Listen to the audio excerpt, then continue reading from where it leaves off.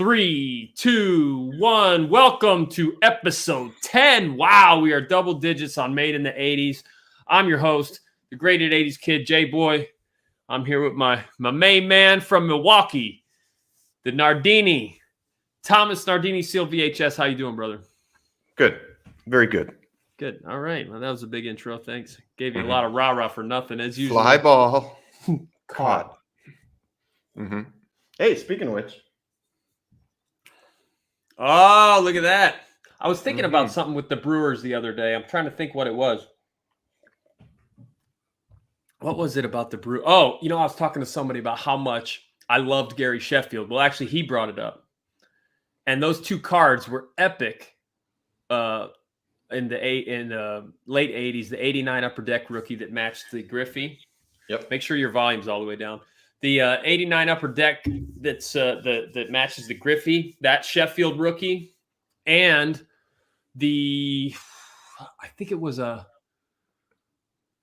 89 Topps Traded maybe that had the Future Stars with Sheffield and was like it was a close up. Man, was that an epic card, wasn't it? Pretty those badass. Two, both. You know what's weird is Sheffield is really not a name in Milwaukee whatsoever. Like people don't such a beast, talk about him.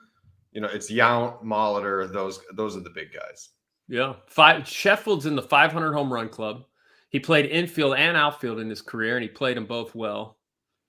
Dude, a buddy of mine a while ago, I think last baseball season, made a list of so he went down all of the teams and all right, which jersey, which player would you get for each team, right? Yeah. Florida Marlins, Gary Sheffield, hands down. That's Milwaukee a badass Brewers, jersey. Gary Sheffield. Oh, never. Right. God, no. Jonathan Lucroy for the Brewers. Yeah. Jonathan Lucroy? Yeah. Really? Oh, yeah. I would have picked, obviously, somebody more 80s like Robin Yount. Yeah, but everybody picks Yount. That's the thing. About Prince Fielder? Prince is badass. Prince is loved. Yeah? Yeah. I mean, still, Brewers have the greatest jersey and hat combo in the history of the game, in my opinion. Yeah, dude, that's the greatest logo in the history of baseball. Maybe of all sports, to be perfectly honest. Yeah, I mean, it's in the conversation. It's just unbelievable. And it's up there with the Hartford Whalers, which don't exist. Do you know the story of this logo? I don't. So they went to... Is it Dahmer related? It is not. It is Milwaukee related, so there's a loose tie. But no, so they were the Seattle Pilots in 1969, and then Bud Selig, he wasn't commissioner then. He was owned car dealerships, but he wanted to get baseball in Milwaukee.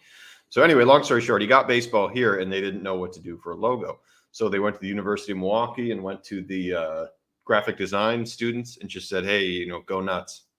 And so it was a graphic design student. They got paid like $250. And that's amazing. It. And then, I mean, you've broken it down. You understand what it is. I understand what it is, of course. Yeah. And then another Milwaukee legend, you see here, the M, the O for the ball, and then the B. Money over bitches. Oh, okay. I'm sure you guys love that one. That sounds classy. That's us. Yeah. Nobody has any money, though. But the bitches. MB, the glove, the ball. Yeah.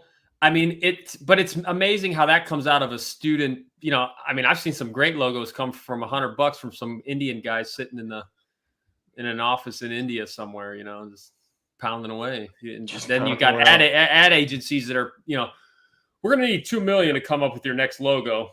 I'd pay $2 million for that in a heartbeat. Oh yeah. The kid's got $200. Yeah, amazing. Well, I hope he invested it in Apple back then. Like somebody else, Yeah. Speaking of which, WBC's on. I was actually supposed to go there this past weekend, but some video game excitement came up that I had to bounce around for. I won't get into that now, but I was supposed to be down there. Two of my best friends are Venezuelan. The WBC's going. I went to the WBC. What was it? 2009 maybe in LA is the last time I've been to the games. But boy, they really have grown even since then. I mean, they're just crazy. The stadiums are packed. They got multiple locations. It's a cool thing. Like my nephew, who doesn't like baseball at all, he likes soccer of all things, but he's watching because it's basically World Cup for baseball. So he's actually interested. And someone said AI is going to create all logos. You're absolutely right. AI is going to be doing copywriting, all the text you see in every ad, every logo, everything. It sucks. Me being just side tangent, being in the advertising world, like I can spot the chat bots, like or the AI stuff a mile away. There's just when you read it, there's not quite the human element to it. Oh, really? Oh, See, I yeah. know nothing of any of that. Yeah. I mean, I just realized that some of these hot Instagram girls are fake. Yeah, you're getting there. I mean, They're- that's they're where it AI. starts. Yeah. They're You're AI, like, wait, yeah. that girl, there's not a flaw on her. What's going on here? Something's not right. And she's talking to me? And you know, wait, what's going on? And now Tom Cruise just showed up? What the fuck? Yeah. This That isn't one I right. believe. Tom That one Cruise I just stole my girlfriend of 5 minutes. Yeah, fucking Tom Cruise. Great dude. Speaking of which, God, that's a perfect lead in right now. Right? It's a perfect lead into the I think I know Oscars. Yep. Yeah, to the Oscars, my man. Like, let's just. I wrote this in a long paragraph ask you a question. Facebook the other day. Go ahead. No, they're one of the. Who do you guys think is going to win the big dance for March Sadness? All right, we'll diverge for a minute. Just I don't know. Quick answer, and then we'll go right back to the Oscars. Gonzaga, it's their time finally, right? Come on, they're getting hot late. They didn't have the hype all year. They deserve it, man. Come on. UC Santa Barbara, the Sombreros. Timmy, give it to Timmy. Timmy's been there for like 12 years. But that's my pick. I'm sticking with it. I've been picking them for years. They got to eventually win it one of these years. So, yeah. Santa Barbara. Oh, there's our boy from Michigan State throwing it out there, Sparty. I don't think Sparty, this isn't. Sparty's a little worn out, man. Old Izzo's just, Yeah. Yeah, boy. Zags, let's go. I mean, there's some other good picks out there too, but I'm sticking with the Zags till they finally get it done. All right, Oscars, Tom Cruise. All right, I'm just gonna lay because I've had this conversation twice already. Okay, I preface this with both of us were in the business. I've been in the Actors Union for almost 20 years now. I lived in LA. I was in the business. I've been to Sundance 20 times. Like, I'm not just speaking this as a casual movie fan, even though I like to look at it from that perspective. But I see how many things have changed in the last 15 years, 20 years, as the Oscars became more like the Sundance Movie Awards or something, and I'll bring this back to an 80s thought process in a second. But look, I was actually on the nominating committee twice for the SAG Awards, which is really cool because they send you like 500 movies to watch. You try to watch as many as you can, and then you put up the nominations. But I voted on all of them over the years, and I get the screeners. Now, the cool thing was you used to get the screeners. The very first couple of years, I remember getting a couple VHSs still, and then everything became DVDs. And then now you hardly get any DVDs or anything anymore. You just get digital download streaming access or whatever. So I've watched all of them. I always try to watch them all before I vote to be non-partial. Last year, I absolutely loved Coda. I thought it was one of the best movies I've ever seen. It won a lot of things, and it deserved to win. And it was a very inclusive story, right? Okay, about deaf people, children of deaf adults. However, I tried to watch some of the films this year, and there are a couple that I couldn't make it through. Everything Everywhere All at Once was a terrible movie. I tried to watch it twice, certainly because Short Round's in it. So, there were a lot of reasons to want to watch it. I mean, look, I'm all for parallel universes and multi-dimensional travel, and whether it's drug-induced or movie-induced, sounds good to me. So I wanted to like the movie. It had nothing to do with anybody being black, white, or Asian or anything else. I wanted to like the movie. But it just wasn't very good. It was all over the place. It didn't make a lot of sense. It was very difficult to understand. It didn't make a lot of sense. But the point is, not to get too far into it, because there were a lot of things that over the years, look, the acting awards have become like lifetime achievement awards. The people who deserve to win in the years that they're up for it don't, and it goes to some guy who should have won it 4 other times, and he gets it for some movie that half sucks. It's just the way that they've become. But they've also become like, now they gotta pick a movie that's artsy or inclusive or break some barrier of somebody that's never won, rather than just giving it to the best movie like they would have done in 1985. Okay, Now, I don't know. Yeah, I mean, to be fair, that started in the 90s. It's not like this is the last couple of years. The inclusivity, sure. But as far as giving it to the arty picture, that's been... Yeah, that's been growing for a long time. They picked Shakespeare in Love over Saving Private Ryan. There's a lot of movies over the years that you think, and that started the trend. For me, that was the first time I really noticed it. But if there were ever a year to reverse the trend, or at least just do an anomaly this year and say, you know what, we're going to throw it back to how we would have done it in the 80s, and we're going to give the award to the movie that's not only the best, that got 99% on critics and audiences, and blew box office records, and literally blew people's minds, and everybody liked it. I don't know one person that didn't like Top Gun. Top fucking Gun. Okay? How they don't give that, it literally saved the movie business. I love the clip of Spielberg talking to Tom Cruise like, bro, thanks, you saved the movie business. Like, how do you not give it to that film? It's an amazing film. It's not like it's some stupid superhero movie that blew box office records and whatever. It's a fucking amazing movie. Amazing movie. And I can't believe it didn't win, but I'm not surprised by any of it. For that room full of narcissistic pigs sitting around trying to pat each other's backs, you know, that they could have just been like, you know what? Yeah, this is the time. This is the throwback time for this to finally to win. But no, they have to make it. They have to outthink themselves every year. They have to make it about something. And an Asian Aboriginal tranny from Bali has never won an Oscar. Spoiler alert! That's next year. You're next year. All right. Jesus. I forgot the script is written already. This is insider trading for God's sake. Sorry, I forgot. I'm not supposed to give that away. Good Lord! Hey, man, inclusive. They had a lady pilot in Top Gun. Yeah, well, and the thing is, they didn't look. The audiences spoke. This is what we want to see, right? And I think there's a couple things that are interesting about this. You know, the movie was inclusive. It was an inclusive cast. It was more modernized. There was a lot of things that were modern. I'm sure one of those pilot chicks was a lesbian, but they didn't shove it down our throats, well, right? Name was Phoenix. Yeah. Yeah, I mean, but it just let people be without having to pound you over the head with everything all the time, instead of just being like, yeah, this is the way things are. We just live with that and accept that, and that's how we all live. It's so ridiculous. And the second thing is, speaking of superhero movies, dude, I was talking to a guy the other day. I think this is going to really be a thing. I feel like superhero, because I have never liked superhero movies except for a few anomalies. Batman, Iron Man, because they're not story driven. Doctor Strange. It's CGI and special effects driven. There's no actual story. That's the problem. I'll tell you, this guy said this and it resonated. Dude, the superhero movies in 25 years are going to be looked back at like Westerns in the 60s, 50s, 60s.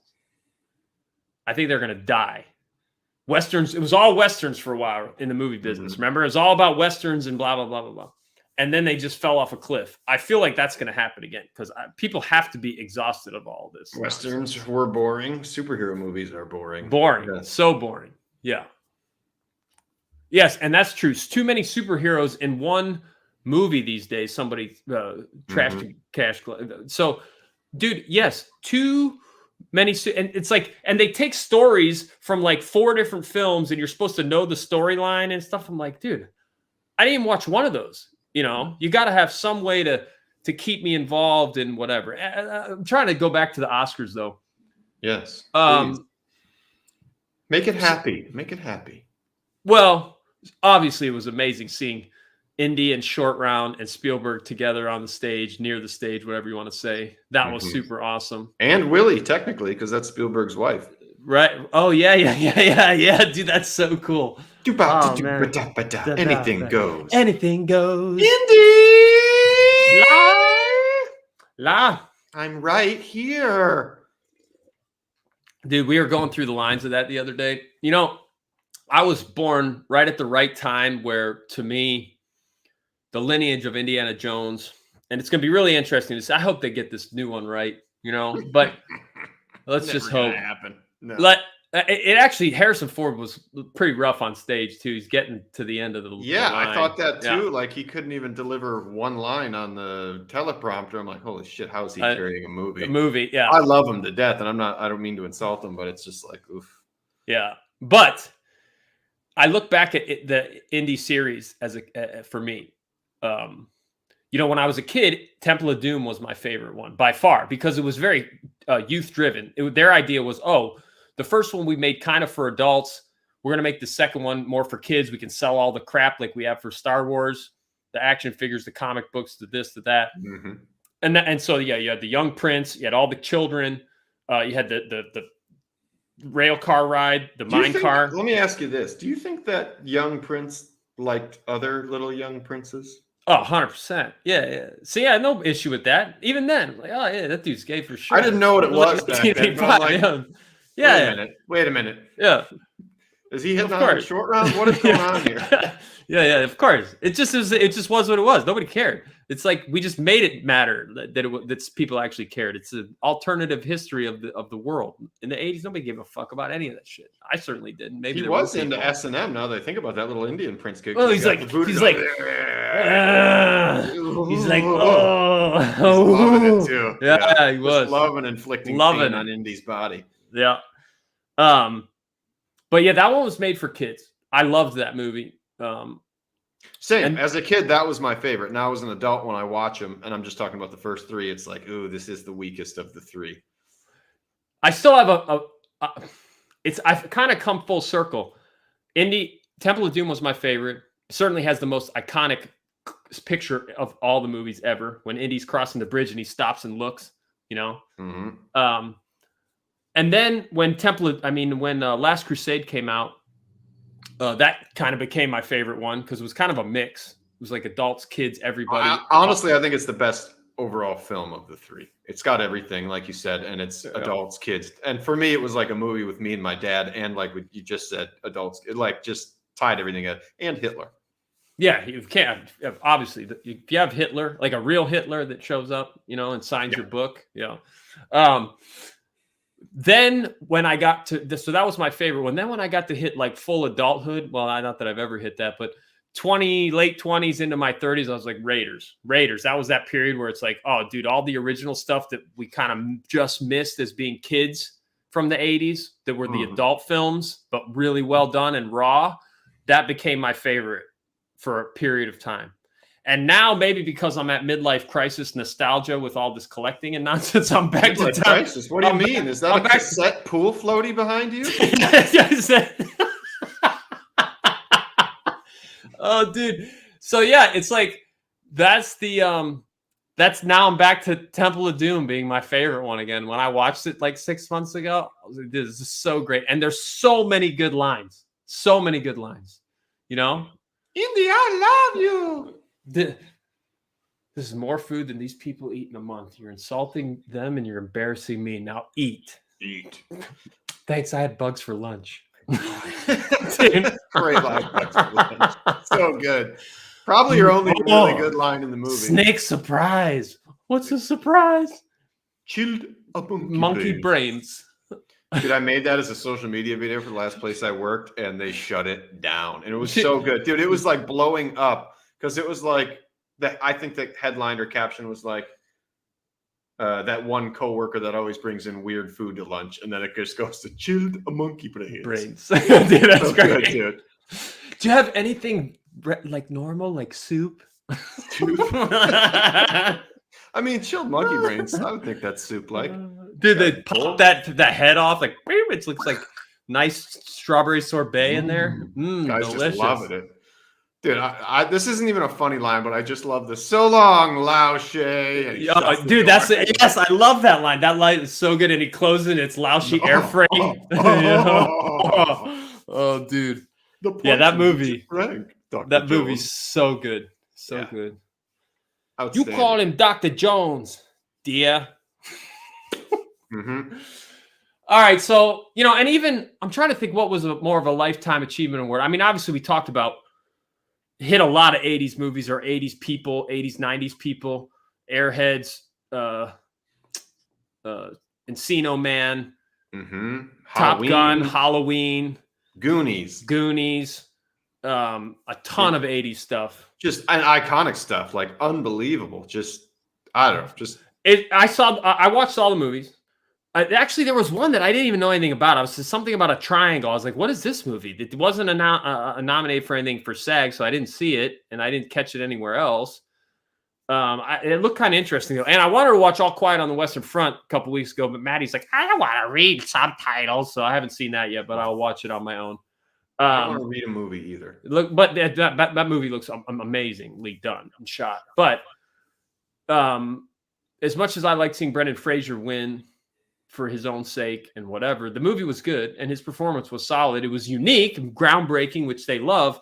But dude, I thought Austin Butler was just fucking mind-boggling as Elvis. So me and Sarah were talking about that too. I thought the Elvis movie was pure dog shit, terrible, horrible structure, boring as hell. But one thing you can't deny is his performance was unbelievable. Oh, so good. He was so fucking good, dude. Like so if he would have won, I would have been just fine with it. I thought he was going to win. I mean, I know how they vote things, and it's like, oh, you know, all this CGI and a fat person and la da da da da. We'll give it there.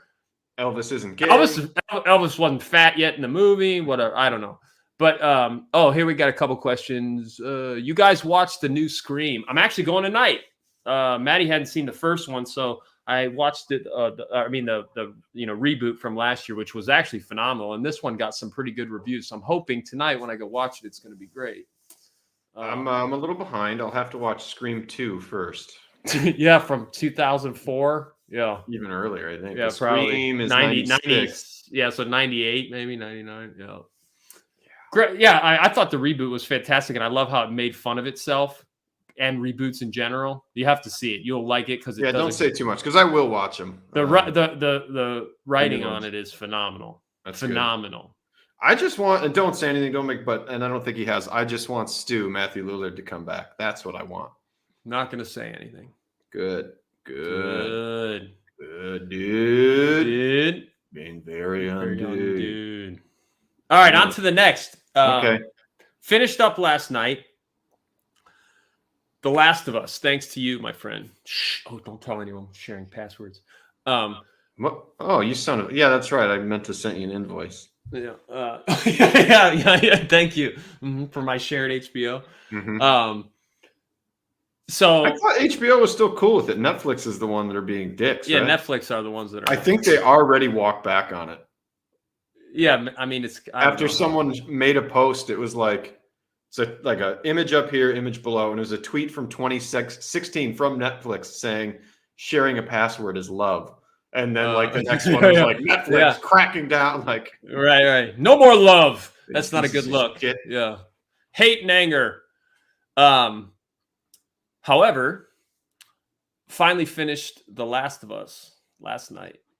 Okay. And I don't even know what because I haven't played a video game or done nothing. Okay, but I will. I'm not going to get into any giveaways. Okay? That's not the important part about any of this. But I will tell you, it's fucking amazing. Phenomenal. That's what I hear. Oh, dude. I like your post today about BioShock. Like, yeah, I wish HBO was doing BioShock and not Netflix. Like, I have a feeling I'm Netflix just really scared they're going to fuck up probably my favorite overall video game and story of all time. Yeah. That scares because I've been waiting forever for this. And it's that's the whole point of this. We don't have to get into the specifics. They followed the story almost to a T. The couple little things that they added on were really strong, to the story. It really helped and it made a lot of sense. But they followed it to the T. The acting was phenomenal. I'm going to tell you right now, the girl who plays Ellie, there's a scene in yesterday's episode that's one of the strongest performances I've seen in years on a screen. It's a little nuanced. It's a 5-8 seconds of a monologue, but to see an actor process that much and get it back out in a matter of 5 or 6 seconds, and she says like one word, dude, I was like, holy shit! Like that's as deep as you can see someone go into their existence in that moment. and feel it and live it and go through it. Oh, dude, you know who else was really good at that? And not just because it's Tom Sizemore was great at that, dude. Great at just taking in information, saying not a word, and doing it all with beats in his face, and then having a very short response. Yeah. Dude, you'll know the scene I'm talking about when you watch it. It's in the last episode. Just watch it, and you'll be like, okay, I know exactly what he's talking about. That scene.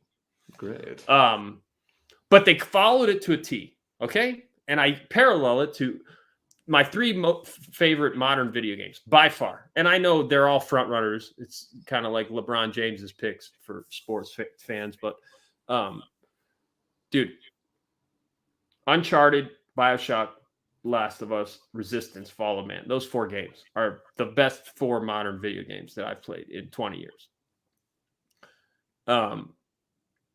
Do all those games have sequels?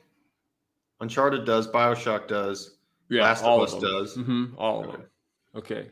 And of all those, Uncharted, all 4 are phenomenal. Story, characters, everything, gameplay, whatever. BioShock 2, obviously, BioShock 2 is a piece of shit. I mean, if you play it again a second time after playing some more of the first one, I like it. It's not as good. To be fair, the bar was just so high. I love how they reinvented it for BioShock 3, though. That was great.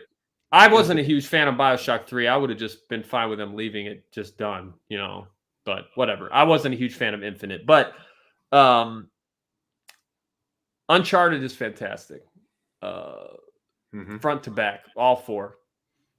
I'm still getting a little volume of myself. If you could check your thing, make sure the volume's not up on Instagram. Yep, checked. No,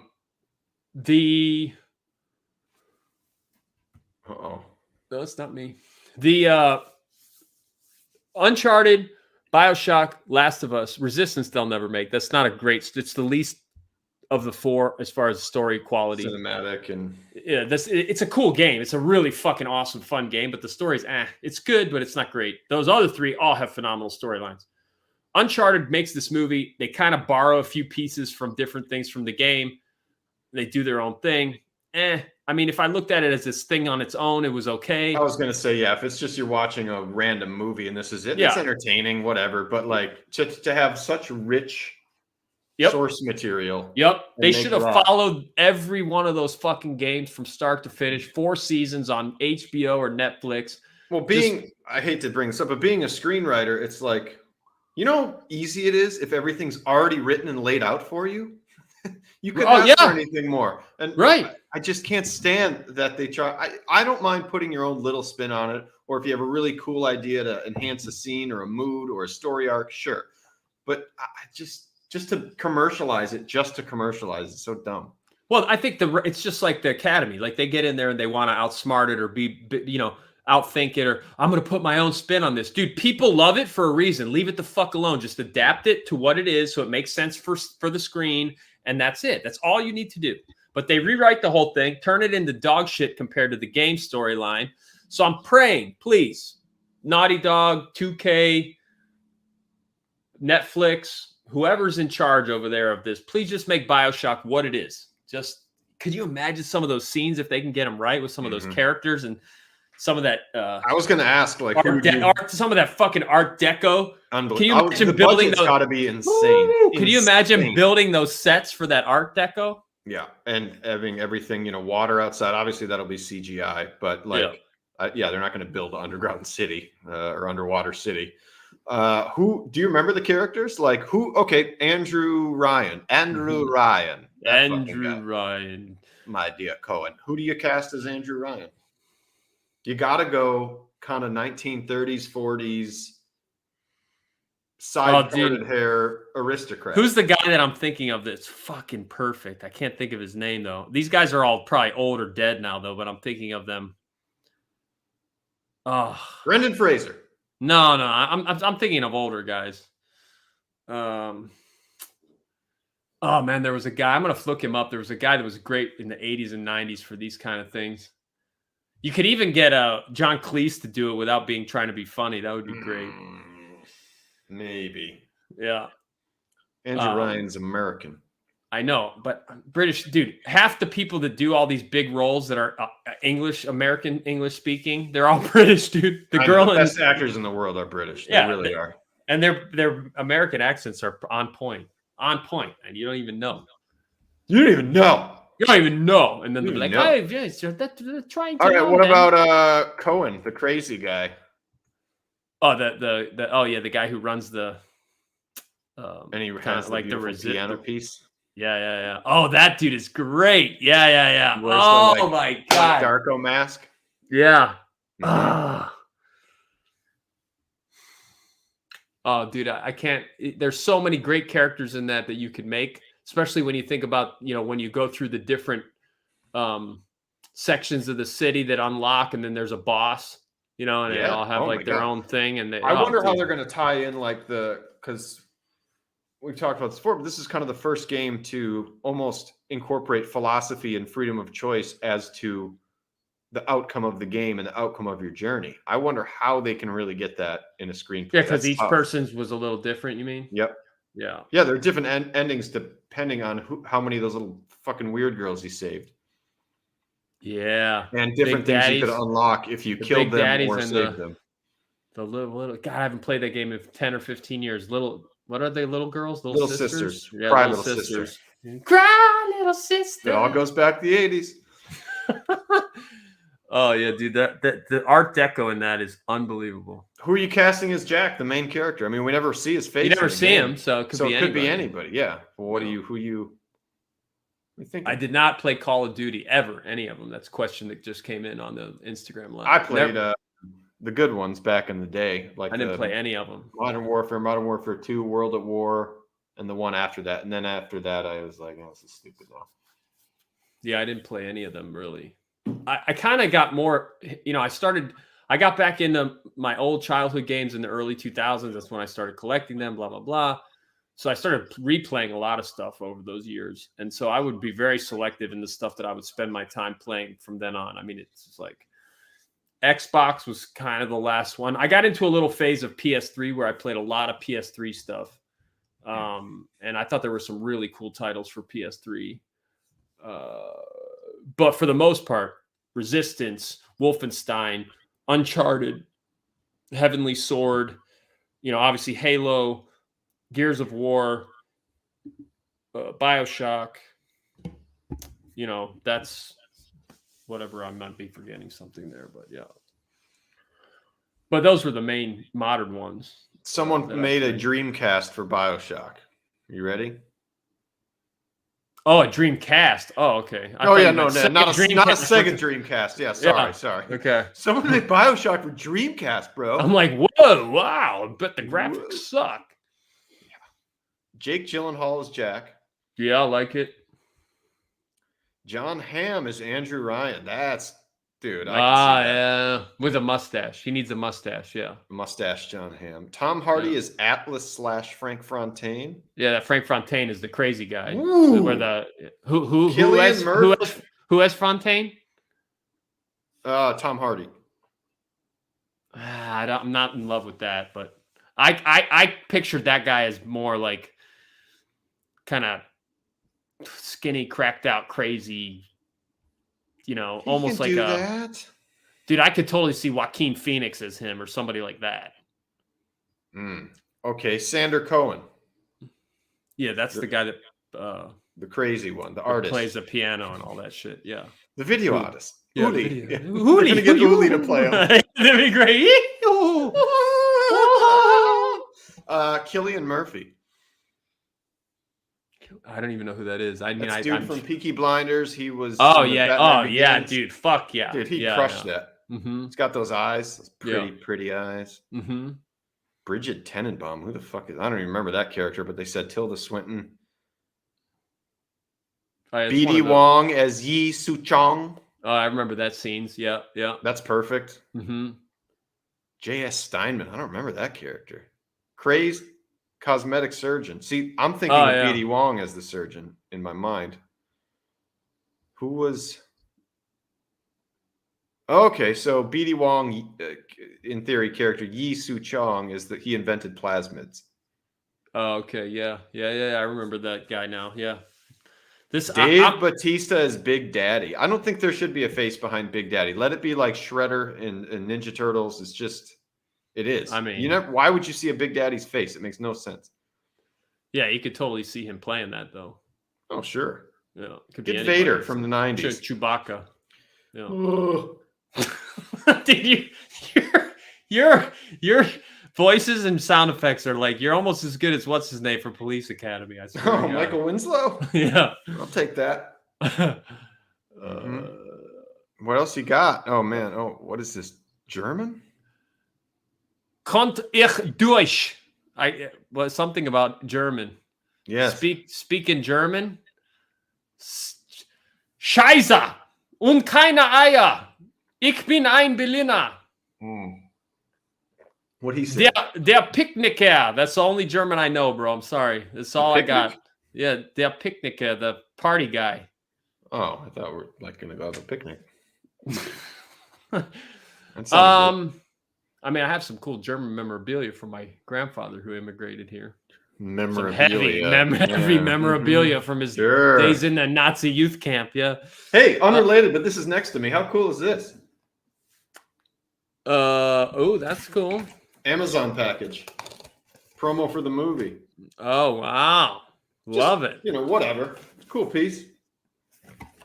Neato. Well, since we're showing stuff off, I guess I should show this off. I've been hiding it in the background, waiting to show it off now for a while. We've seen your floaty. Oh, my cassette floaty? Yeah. I'm not going to show much of this, but I wore the shirt, so I got to show the game. I never in my life thought that I would get a round seal Castlevania. Yes. Castlevania. I couldn't even say it. I'm so excited.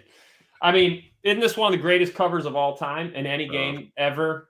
It's up there. Right up there with BioShock. Brings back so many memories. One of the first games that I remember owning on the NES. Yeah, like the cover art is great. The color palette in the art is great. And then it's got that classic silver. The Konami silver boxes. Yeah. Mm-hmm.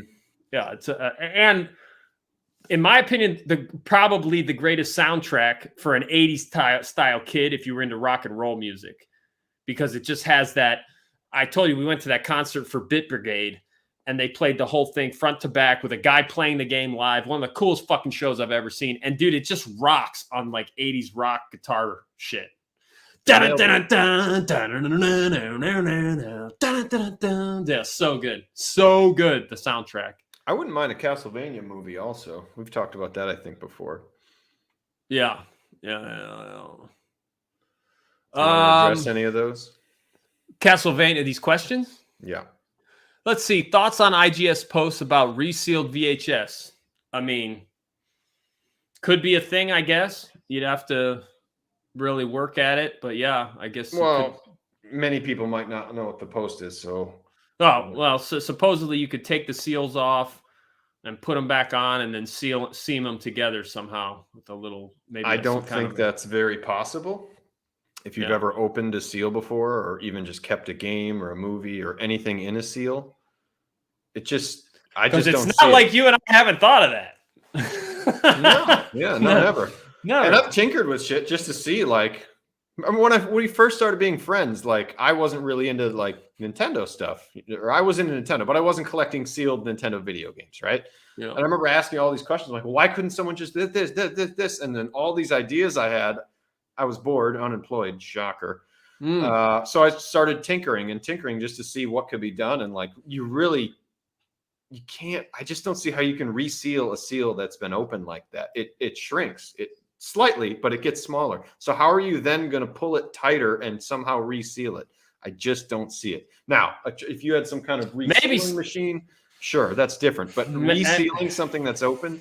Maybe IGS hired Dr. Fauci or Pfizer to work for them now. They're creating the virus and is selling us the cure. Look at that. It all Vivo reseals the VHS. Yes. Yeah.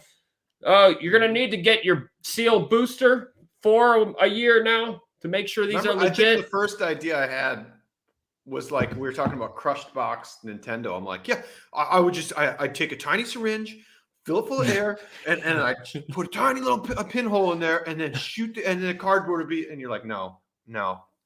And at first I was like, no, you don't know anything. You don't know anything. Yeah. And then I'm like, oh yeah, no, that never fucking work. Once that cardboard's creased, you're fucked.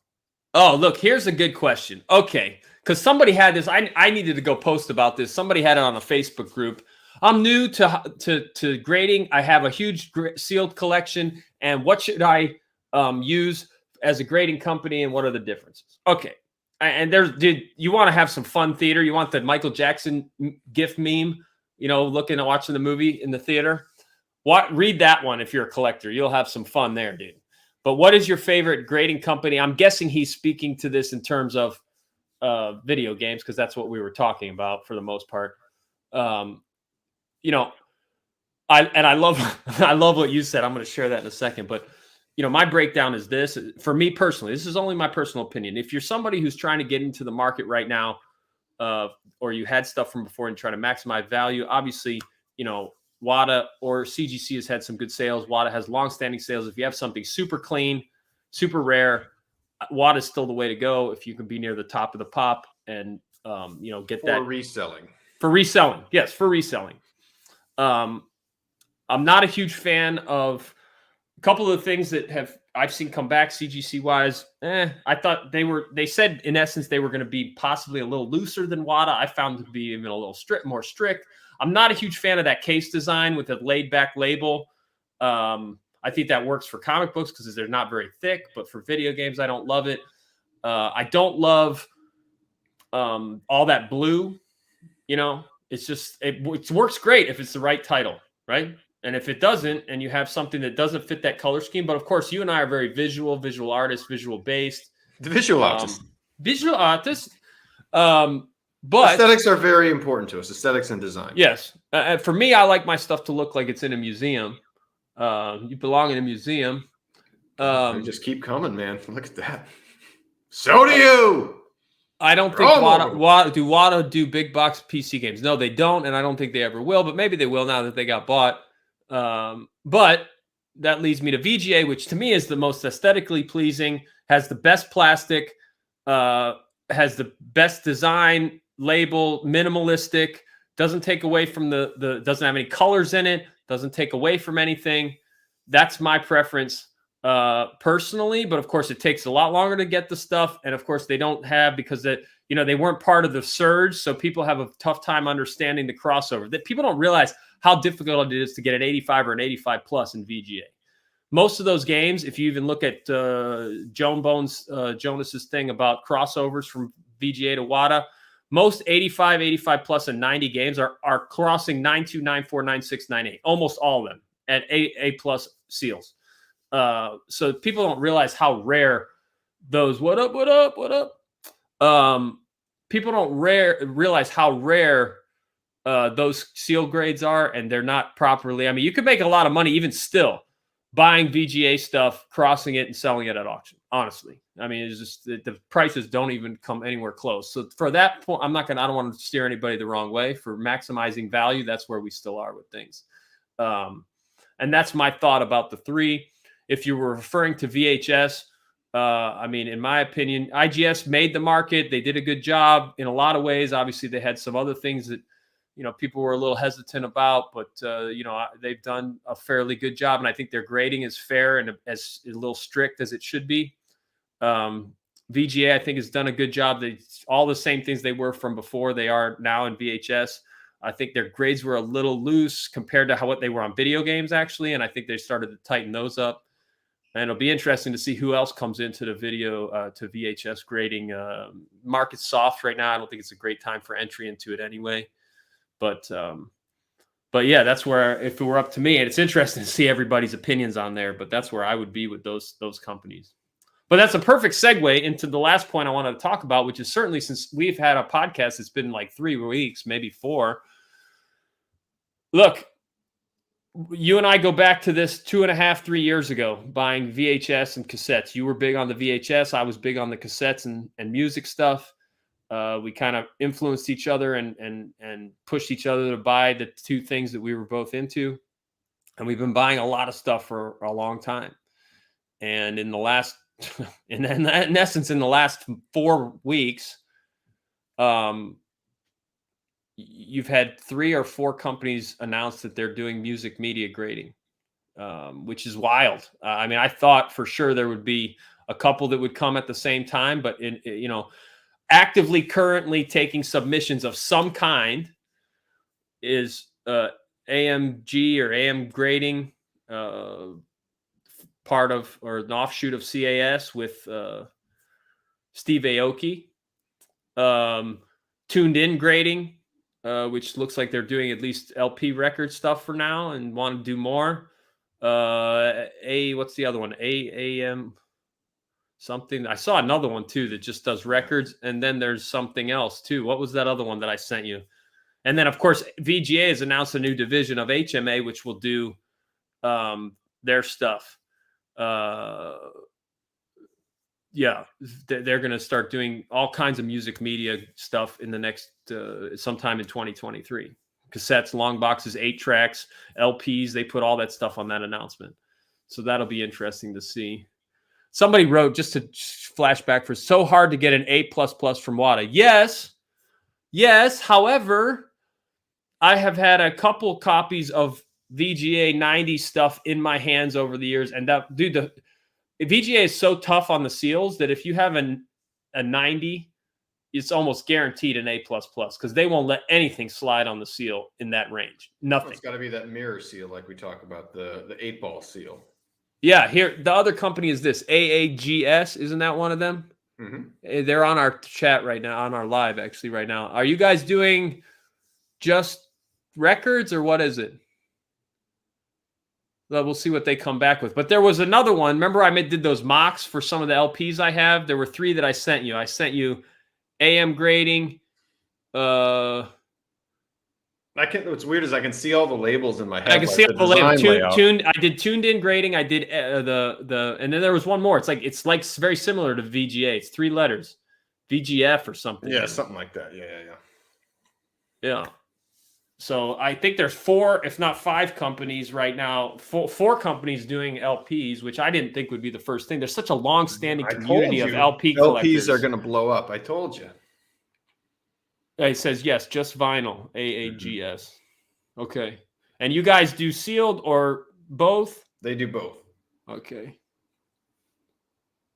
Sealed vinyl is hard. There's a lot. See, I thought because there's such a long-standing community of LP vinyl collectors, and they were so adamant about, having the record, opening it up, seeing the interior artwork and design, looking at the record, playing the record, that would be a different kind of but you run into that with every single form of collectible physical media. The same thing with all the horror nerds with they hate the sealed guys, right? Right. Because the value to them is the movie itself. Just like the vinyl people, the value's in the grooves, man. That's where the value is. Right. Yeah. So you're always going to have that battle no matter what it is. Right. And both sides, they'll never just see eye to eye, even though I think sealed people are more open and friendly to you have CIB, record over. That's awesome. But the other way around, they're just it's sealed. Get away. Get away. It's a fake market. Well, that's what I thought the guys like myself, who was probably one of the first to bring, you and I certainly bring a VHS, but I was keeping my mouth shut on purpose with music stuff for a couple of years till I kind of said to you and Zach and a few other people okay, now let's get it out there a little bit now. Mm-hmm. But I thought bringing those people in, there was a lot of familiarity and parallels to sealed video games /VHS /cassette and CD. That's where I thought the transition would happen first. But it's interesting to see. But most of these LP companies, most of these LP companies are doing LP stuff first, and it looks like most of them want to try to do the other stuff, from what I can tell. Yeah. At least, of course, why wouldn't they eventually? But you need new molds, or you need to be an acrylic bender, whatever. The acrylic is always the issue in the beginning of a grading company. What's that? 2 things here. Let's see. And sealed that isn't roached and bent up is really, really tough to find. Yes. I have a couple bangers. I'm not big on the LPs because for me, LPs weren't part of my childhood that much. 8 tracks were. We had an 8-track player in the car. We had an 8-track player at a stereo at home. We did have a record player, but it was like most of the records that we had were like shit, like polkas, fucking Lawrence Welk and shit like that, and Slovenian polkas. And then I had the little singles, a few that I really loved, like Rock Me Amadeus from Falco. I remember having that one. Yeah. And Amadeus. Dude, we're very German today. This German guy must be loving us. Amadeus, yeah. Even though I think Amadeus was Austrian, wasn't he? But whatever, it's all mixed up back then. Let's see. But that's why LPs weren't a big part of my childhood. That's why I wasn't as connected to them, and I wasn't one of these guys that got back into LPs like 20 years ago. Like, oh, dude, that's the real way. I'll listen to that. If you really think about it, though, of all collectible media, LPs are the king. They were cool in 1960. Yeah. They're cool now. Everything else kind of ebbs and flows. And they definitely had a downturn in the 90s. Nobody wanted fucking records. Not for new music anyway. But there were still guys, man. That has never gone. But there was never a lot of value in it too, which is so weird. I think that's what the guys loved, was being able to get this stuff for next to nothing and appreciate it. Speaking of which, hey, real quick. Hold on. The other thing that I wanted to say, though, the other reason I didn't think it would be a thing is it's very difficult because it's so big to collect that in large numbers and display it. You have to have a stand to put it on. It won't sit by itself. You could say the same thing for comics, CGC case. Of course. Yeah. So all we need to do now, here's a business idea. We get a shitload of cardboard boxes, okay? Just wide enough for those LP graded cases, and then boom, bam. And you're going to want to reinforce that bottom because it's going to be heavy. So you want to make money off cardboard boxes? We could make tens of dollars, yes. Dude, I'm trying to have $1 million ideas here, motherfucker. Oh, yeah, baby steps. All right, in the wild, sealed. Ooh, that's cool. Yeah. Mm-hmm. Pretty clean. Yeah, that is pretty shiny. Yeah, pretty glassy. Yeah, I like your cock ring light there. That's nice. Oh, I got 2 of them, just in case. 2 sizes. Anyone who wants to yeah.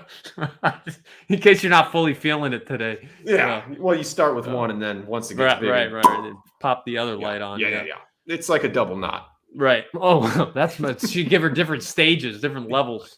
Yeah. I have to at my age now. I got to do something. You got an inch and a half of this and an inch and a half of that. So here's a good question. Why do you buy sealed or graded games? Not what, but he's German. He could be saying where, too. Not where. Where. Well, he said what, so it could be where, why. I think it's why. Buy sealed games. Chairman said what? Do you buy sealed or graded games? I buy. No, I mean, look, I got into games at the beginning because I loved them. I did think it was going to become a thing. 20 years ago, I did. I thought it was going to be our generation's baseball cards, and that's why I did it. But I also did it because for me, I was a sports guy. I always, growing up, it was obviously playing video games at the end of the night to escape, with your friends was a thing. But, all day we were playing sports, football, basketball, baseball, tennis, whatever. Playing, driving RC cars, riding BMX bikes, skateboarding. We were always doing activities. To me, video games was a nice escape from constant activities. And over my lifetime, video games meant a lot to me. They were little respites of escape or happiness or whatever at difficult times in my life. And I always really relied on them. So there's a lot that the boxes bring me, not only nostalgia, but a lot of comfort of very specific times in my life where things were either good or bad. And they remind me of those times very, very strongly. It's not the right word I was looking for, but yeah, very strong. So if you're having a tough day and you're just kind of boo-hooing a bit, do you just turn around to your cabinet there and just sit and stare? Yeah, cheer me up. Or I go play some Galaga on my laptop, on my tabletop arcade 1-up, which dude, Galaga is a really fucking tough game, okay? Even back in the day when I played a lot when I was younger, 100 to 120,000 is a huge score. I had 189,000 the other day, which was that's probably an all-time lifetime high for me. Yeah, lifetime high. Great job. Your 40s are really looking good. Yeah, I'm looking up. So if anybody wants to pay for that, maybe we can have another Nintendo World Championships. Ready to be an influencer. Ready to be an influencer at 45. I got 180 on Galaga. Hey, listen, Instagram model. You ever gotten 180 on Galaga? I didn't think so. Didn't think so. Put your clothes back on and shut up. Shut up. And handle my joystick, stupid.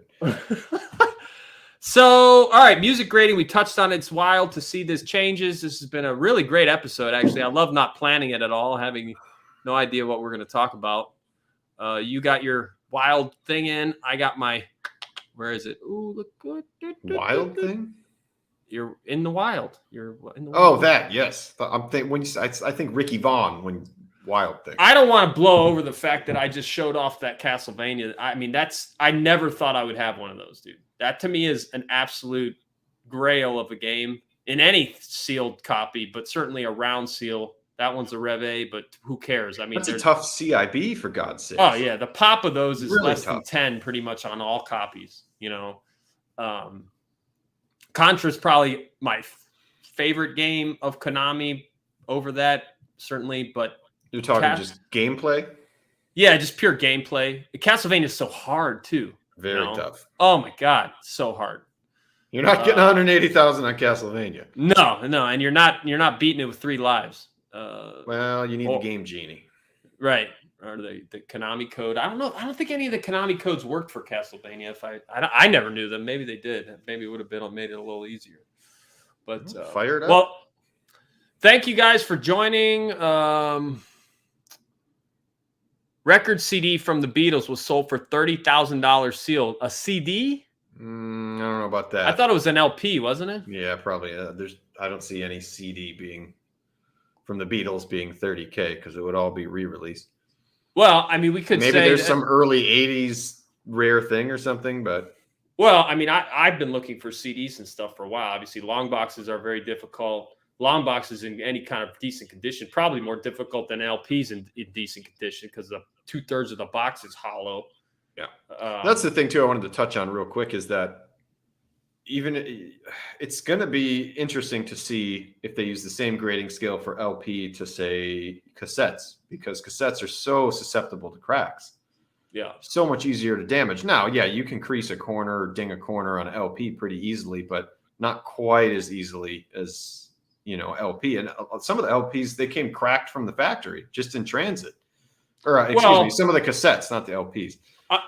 I think you have to adjust. I mean, it is. I sent some feedback to VGA about their VHS grading was, you gotta, especially on slipcase VHS, you have a hard tape behind it. There's not going to have the same damage that you would see on a Nintendo or Super Nintendo box. So you have to grade differently. You have to look for different flaws. They're really different, really strict on their action figure grading, even more so than they are on their video game grading. So you have to, adapt to the medium that you're grading. And I think you're going to, even in music, you're going to have to say, okay, this is what we're going to look for. We're going to hit cracks much harder because there's not a lot much more to look for on the case side. The seal's going to be more important. When it comes to CDs, the same thing. LPs will be different, but you have to adapt the grading. It would be nice to get the generalized feel of like, hey, we're just strict overall, or we're more loose overall, or whatever. I think that's where VGA needed a little adjustment in their grading of VHS. I think they were a little loose, comparatively speaking, to everything else that they graded. And I've seen some of their grades get a little tougher. Yeah, we'll see. He said, sorry, $6,000 for a CD. I'd like to see that sale. That would be great. I mean, I know that there's some CDs and cassettes right now in the rap game and stuff that would go for more than that if they'd be available, including ones that I have. There's a lot of stuff that I'm not planning on selling for an extended period of time. A couple of years, even at the earliest, unless some crazy offer. People have come across with some of the stuff that I posted recently, because I have stuff that nobody has, period. Bottom line, I have a ton of music stuff that almost nobody has. There are few copies out there of some of these things. And they're like, oh, what are you going to sell it for? I said, well, it's not actively for sale. You can make an offer. Any offers that you're going to make are going to make the market to the next level and the next one. That's how it works. It's how it worked in comic books, video games, whatever. There are no comps. It's not actively for sale. Whatever you're going to pay is going to be the step. Yeah. But the good thing is when you're at the growth phase, of a hobby, a collectible market, whatever you pay, it's now worth more. It's not like now video games are on the downswing from where they were on their peak. From 2019, even earlier, 18 to 20 or 21 to 2021, when you set the price, you've now increased its value. So you bought something and now it's worth more. As long as it's a rare piece. Even then, it didn't matter. It was about the market in general. But yes, but at that point, there were so few comps.